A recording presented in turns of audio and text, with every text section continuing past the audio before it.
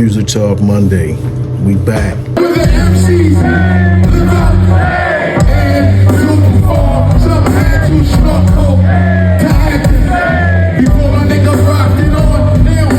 Yo, welcome back to Music Talk Monday. I'm in the lab right now, in the other lab, getting this merch together, you know what I'm saying? Handling some business, you know what I mean? About to do a hoodie, you know what I mean? Some hoodies, you know what I mean? I'm about to get it in, you feel me? But anyway, independent artists, shout out to anybody that's independent, you know what I'm saying, grinding, doing what they got to do. But I got some good clips for y'all today of some successful independent artists selling albums, you know what I'm saying, CDs, mixtapes, whatever you want to call it. However they put their music out physically is working real good.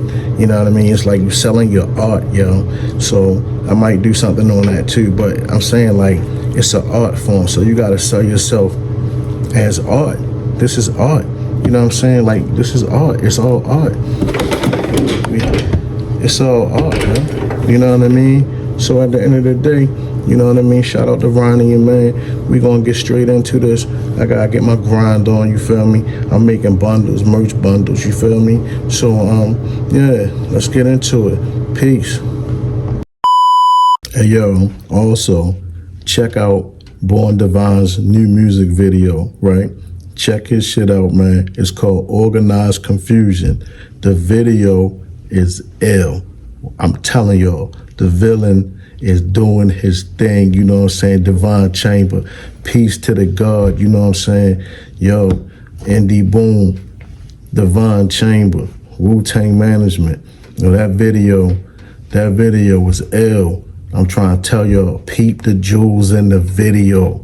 Born Divine is ahead of his time with this one, yo.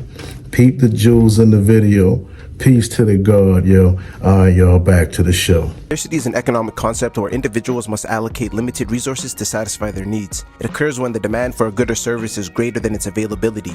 Malcolm's GAT album is a prime example of an artist taking advantage of this principle. Let's roll the clip. I pushed the fucking thing. That's what I do. I test the elasticity and shit. So I pushed it, and it stopped at $9.99. So like I did that, and I think I sold, like at that time that was like the GAT, right? So I was selling the GAT vinyl on there, and you could only do $9.99, and I was like, shit, it should cost more, but like.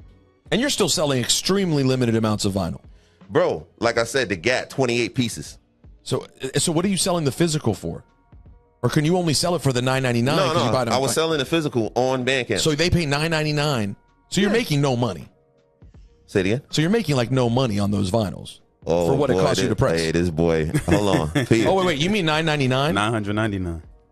Go ahead. That's the limit. Okay, sorry. I didn't know that. By the way, I'm kind of impressed by Bandcamp.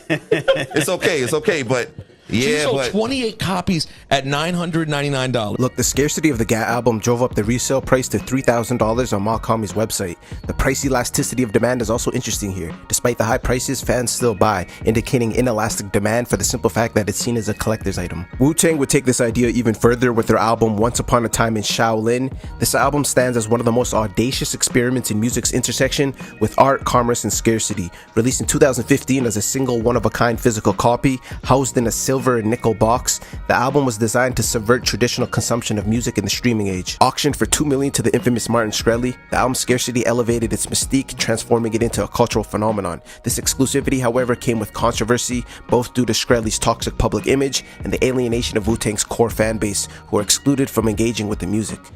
You're not a Ghostface killer. In 2017, Shkreli was convicted of securities fraud and conspiracy related to the drug pricing scandal. As part of Shkreli's sentencing, he was ordered to forfeit $7.36 million in assets to the federal government. Among the seized items was Once Upon a Time in Shaolin, which he had publicly flaunted as a prized possession and purchased for $2 million. The reality of it is that it's now sitting in a temperature-controlled room in the Department of Justice. Really? Yeah. So it's his. He owns it still? Well, he's incarcerated right now. Right. And so I think a lot of his assets has been seized by the government, and including that album. 2013, Nipsey Hussle redefined what it meant to be an independent rapper with what seemed to be a counterintuitive move. He sold his Crenshaw mixtape for $100 a copy, an audacious price point in a mixtape market dominated by free music on platforms like DatPiff. With only 1,000 copies pressed, the mixtape was more than just music. It was an economic statement rooted in the principles of scarcity and elasticity. For fans and collectors, owning a Crenshaw tape wasn't just about the music, it was about aligning with Nipsey's ethos of self-worth and independence. It also spoke to the principle of price elasticity. Despite the high cost, the demand for the tapes didn't waver. Let's roll the clip. When you put it out there with this project and the idea, and then you did the 1,000 copies, like, when did you first get a feeling like, okay, this is really gonna work, like this feels right? Man, I was in the studio, and a lot of my niggas that's here with me was in the studio, and we got the website set up, and I tweeted the link. The IamProudToPay.com. Yep. And my PayPal started hitting. I started getting alerts. Like, I was surprised when I got the first one. Like, somebody paid $100 for this shit, and then it kept hitting my shit. And ain't heard none of the music yet. Nothing. They didn't hear nothing except for the records that I leaked. Leading up to it, which was like 2 or 3. Yeah. And my PayPal just kept hitting, and I kept getting alerts, and I was like, for sure, this about to work. You know what I'm saying? This is gonna work for sure. And I just got real excited. I started talking shit in the studio and like, you know what I'm saying? Getting What kind of shit was you talking? The strategy even caught the attention of moguls like Jay-Z, who purchased 100 copies himself. In the wake of Nipsey's untimely death in 2019, the cultural and monetary value of Crenshaw has skyrocketed. Each tape now carries the weight of Nipsey's legacy, his commitment to community upliftment, ownership, and the defiance of industry norms. Ultimately, Crenshaw stands as a testament to Nipsey Hussle's brilliance, not just as a rapper, but as a thinker who understood how to make art timeless by giving it value beyond its physical form. In the last decade, underground hip-hop has undergone a seismic shift driven by technological advancements and easy access to music production and distribution. What was once a labor-intensive process dominated by gatekeepers has now transformed into an era where an artist can record, release, and monetize music from their bedroom. This evolution is not just a technical revolution, but also an economic one. Technological advancements in production and distribution have also shattered traditional barriers to entry for underground artists. The once prohibitive cost of studio time, equipment, and physical distribution have been replaced by affordable DAWs and DIY home studios and direct digital platforms. This means that there's less overhead and more money staying in your pockets. Look, underground legends like Currency pioneered a model of rapid, prolific releases, flooding the market with high-quality music that builds momentum and fan loyalty over time. In one interview, Currency spoke of this strategy. Let's roll the clip. We already put out 4 projects this year. Yeah, I know. But it's 5, excuse me. Do you remember when I used to do them every month? So it was 12 projects every year for like however, until they gave me, until they did the double XL. When I got that cover, I was like, all right, that's why I did that. Yeah. Like for sure, that's why I did that. And I tell people that all the time, like, you should probably try to put out a tape every month. Like, I don't know how crazy that is. It shouldn't be if you rap, because the shit's coming out of your body. You know what I'm saying? So just fucking do it. You know what I'm saying? Put out the tape every month. And the people who slept on you in January, by August, they'd be like, all right, let me try. Yeah. That's how I came up on Max B, and that's my favorite rapper. I just was like, well, shit, I seen this dude picture a couple times, like on the same blogs where I'm checking for myself at. So I'm like, oh, that was you. Just the You know what I'm saying? I didn't even consistency of know. it. Yeah, and then after that, you go back and you do the due diligence and you get all the other shit. So you don't believe in oversaturation as a theory? Nah. I don't really, not in music. I don't really understand. Like maybe in like clothes. Rock's early decision to strip his beats of drums, long considered the backbone of hip-hop, redefined the sound of underground hip-hop, and reshaped the entire genre during what I like to call the Renaissance era of hip-hop. Those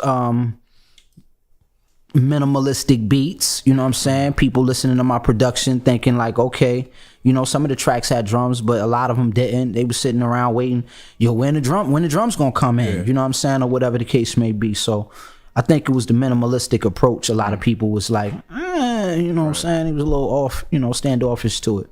The truth and the facts. Like, you know what I'm saying? If you date 10 years back, wasn't nobody doing it like this. You know what I'm saying? Like, it's 10 years ago when I made Mossberg and then reloaded and stuff like that. So this sound was kind of like abandoned. And also I felt like I you know, cavaliered even went further, you know what I'm saying? As far as like, you know, the approach. You know what I'm saying? This approach in making music. Think of Rock Marciano as the architect of rap. He strips away what's unnecessary to emphasize texture and space, creating a haunting elegance that forces listeners to hang on to every word. His most recent album with The Alchemist, The Skeleton Key, was put up for download on his website for $30, and a couple weeks later it was posted on all streaming services for the general public. Larry June is a fascinating case study in how modern underground hip-hop intersects with economic principles, particularly in consumer sovereignty and accessibility. Like Currency, Larry has etched out his own niche and brand identity, which is founded on wellness, financial literacy, and overall chill vibes, creating a unique niche for fans who want positive motivational rap. His organic branding is reinforced with slogans like "Good Job Larry" and "Sock It To Me."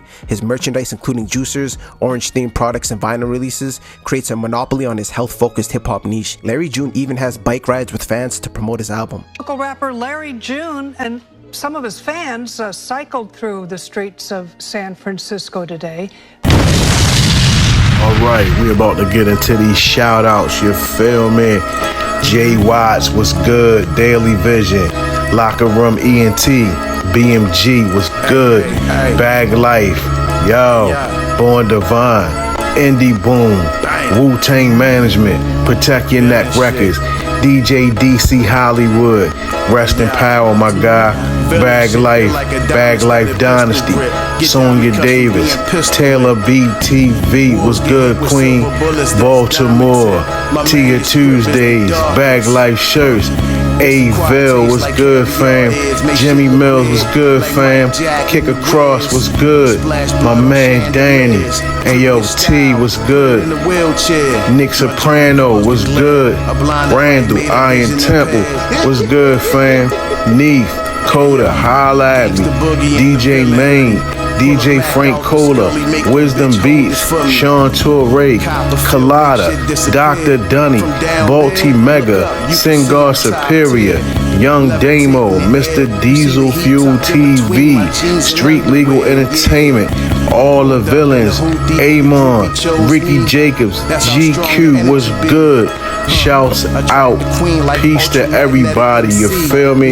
Hey yo, we gotta keep it moving, protect the gate, we gotta gatekeep, all that, you know what I'm saying? Shout out to all the villains once again, we out.